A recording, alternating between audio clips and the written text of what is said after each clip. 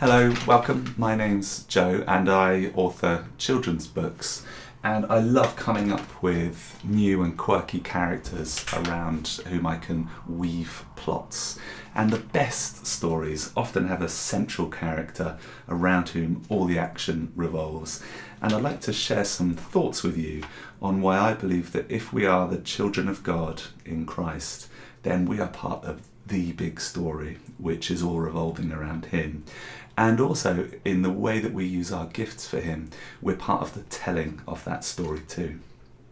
When the Apostle John wrote his Gospel, he used the Greek term logos for Jesus, which is a word most often translated as word in English. The Word, writes John, became flesh. Logos was a term which could also mean proportion or reason, and it had been used at the time that John was writing by certain thinking groups to describe the way in which, wherever you look in the world, there seems to be a principle of reason operating. There seems to be a harmony holding things together. These groups would look for this principle of harmony and reason, and they called it the Logos. By using Logos for Jesus, John is saying that the reason and harmony which holds things together was actually put there by a person who was in the beginning with God and who was God. This Logos, Jesus, is the one who gives the universe its harmony. I love all of the creative output which that implies.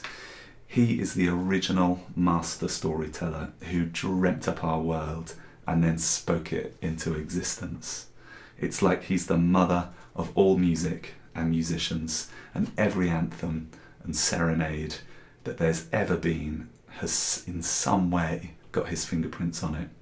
It's like he's the daddy of graphic designers who dreamt up all the colour and beauty of creation in an eternity past and then got his paints out and brought it forth. And this creation still speaks of God's glory. The heavens declare it. Day after day, it's as though they are pouring forth speech about the glory of the one who made them and now fills them with colour and wonder.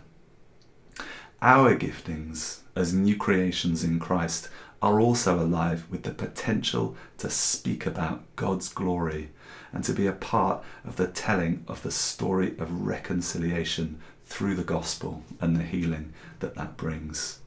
When the Word became flesh, when Jesus came down from highest heaven and walked among us, it was like creation around Him came to life and played its part in the bringing of His message.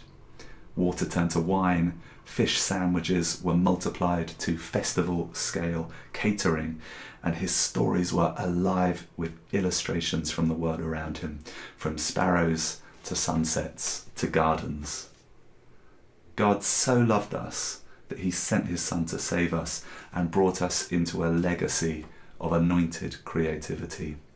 We are invited to partner with Him and to bring forth creations which can be woven into His good purposes in Christ for our day.